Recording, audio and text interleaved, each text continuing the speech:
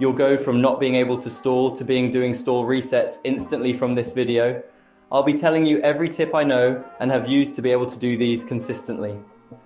I'll be using this training pack in this video, starting off with Deadzone Settings and camera settings. For flip resets, I always have my camera angle to -5 and inverted swivel on. This is so I can see downwards into the ball. Everyone says that the controller dead zone needs to be at 0.3.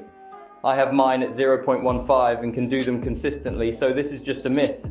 Maybe it's easier to do them at 0.3, but I know people who use 0.05 and can stall consistently.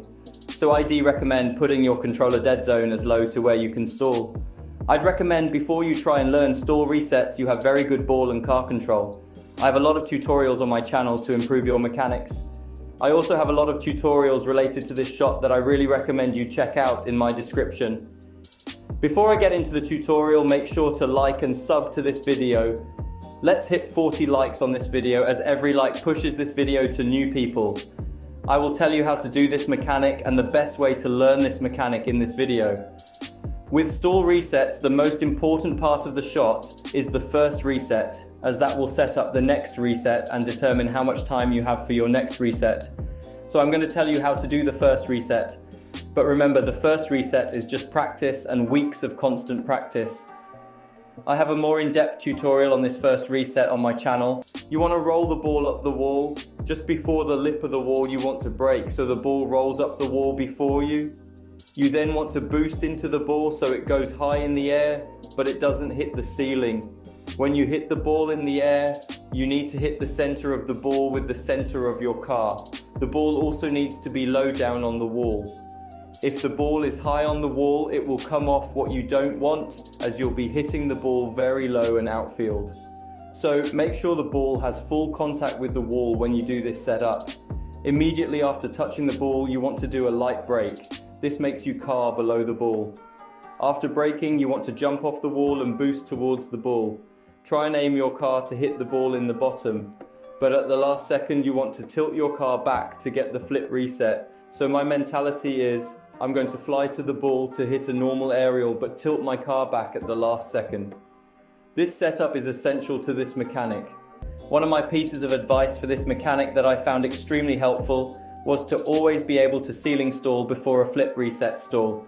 The same applies when you're trying to score a triple flip reset. You need to get a triple reset off the ceiling before you do with a flip reset setup. This will teach you the positioning for where your car has to be very well. So make sure you learn ceiling stalls before flip reset stalls. I have a more in-depth ceiling stall tutorial on my channel. The stall and stall reset is potentially the hardest part of this mechanic. You have to be able to stall cancel to be able to do this mechanic. To stall cancel, it's basically a normal stall, but you press the opposite air roll straight after the stall, so you stop your car rotating and your car is flat. I have a stall and stall cancel tutorial on my channel for you to check out in my description. I won't explain how to stall in this video, as I already have a very in-depth tutorial on my channel. To get the stall reset, you have to be right under the ball. If you're not, you won't get the flip reset. The same applies to if your car isn't flat when you stall. If your car isn't flat, your car won't gain the reset, so make sure all your wheels are facing the ceiling and your car isn't sideways. As I've said before, try and get a ceiling stall before you try a flip reset stall, as it will improve your positioning and understanding of the mechanic a lot. But all this mechanic is just weeks of grinding. It could take even a month before you score it, so make sure you just spend hours and hours grinding this mechanic. Another part of this mechanic that people find hard is the recovery. The recovery is very hard, but I'll tell you how I improved them. All I did was try and do an air dribble after the flip reset. I started the first day with only getting one touch. Then I grinded it every day for weeks. Then after a few weeks I could air dribble it into the goal.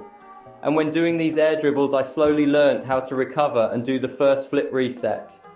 But as I've said a lot, all this mechanic is just constant practice for weeks. Make sure to watch my other tutorials on my channel, as they will help you a lot.